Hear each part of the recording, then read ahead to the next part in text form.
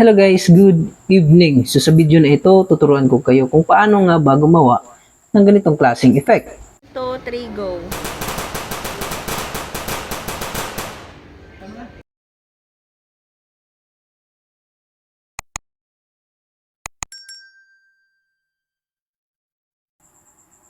So ang unang gagawin natin guys, punta tayo sa ating CapCut. Siyempre, new project. At dito guys, dapat may nagawa tayong video na kahit 5 seconds lang po na para tayong nakabaril. So, sa akin guys, may nagawa na ako at ito i-add ko lang. Ayan. So, siyempre, para merong effect, i-add natin yung na-download ko na effect na green screen. So, ang pipindutin ko lang po dito guys, itong overlay. Add overlay.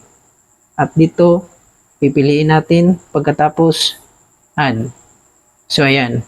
So, dito guys, hihilahin lang natin siya dito sa unahan. At hahanapin natin guys yung effect na umiilaw. So, sa akin guys,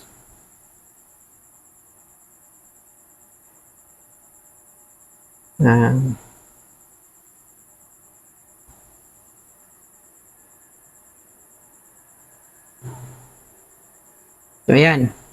Tapos, split at delete tong hindi na gagamitin. Tapos, hihilahin na naman natin dito sa unahan. Ayan. Liliitan lang natin ng konti. Pagkatapos, hahanapin natin yung remove BG. Pagkatapos guys, chroma key. At, ayan. So, nawala na po yung green na background. So, dito guys, i-resize lang natin tong effect. Kasi, masyadong malaki. At dito, hahanapin natin yung transform. Pagkatapos, resize. Liliitan lang natin guys. Yan. So, pag okay na, check na po.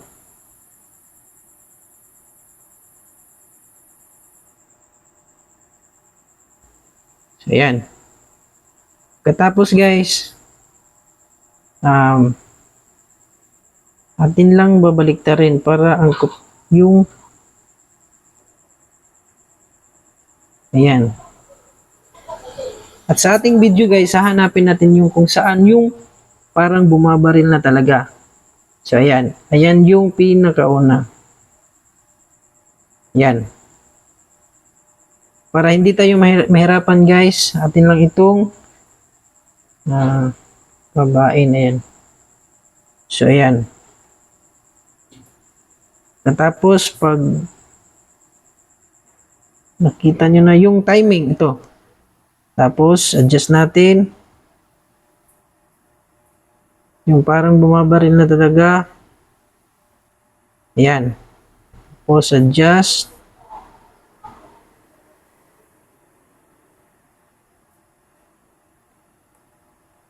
Hanapin natin yung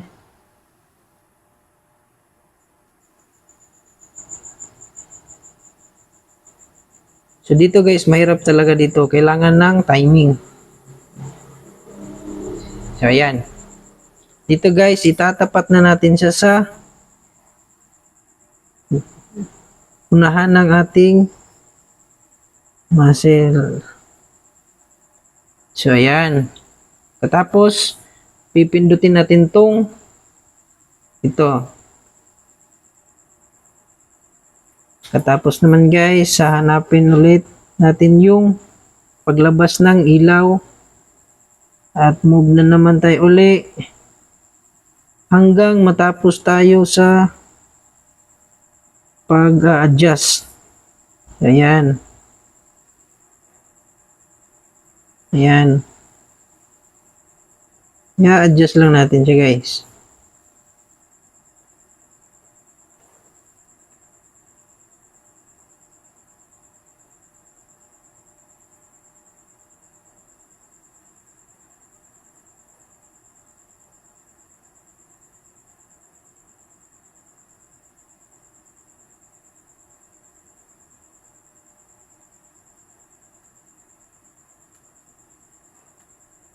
Adjust lang.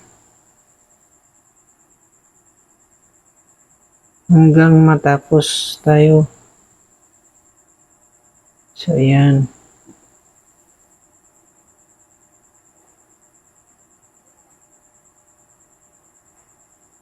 Ayan.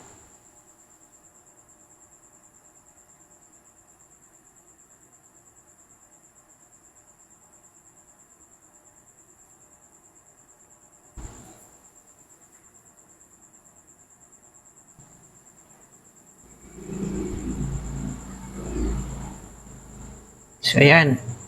Katapos, i-cut natin tong hindi na magagamit. Ayan. Katapos guys, i-mute natin tong original na video. So, hanapin natin yung volume tsaka 0. So, ayan. So, ayan na po. So, play natin. So, ayan. Okay. Pagkatapos, export. Ayan. So, kung yung mga content creator dyan o small content creator na mahilig gumawa ng video, movie, so ganito lang po ang paglagay ng effect ng ating mga baril. So, sana po may naibigay ako sa inyong tips or guides or tutorial na maganda. Sana po wag niyong kalimutan na suportahan ang aking Facebook page at YouTube channel. Maraming salamat. Bye-bye.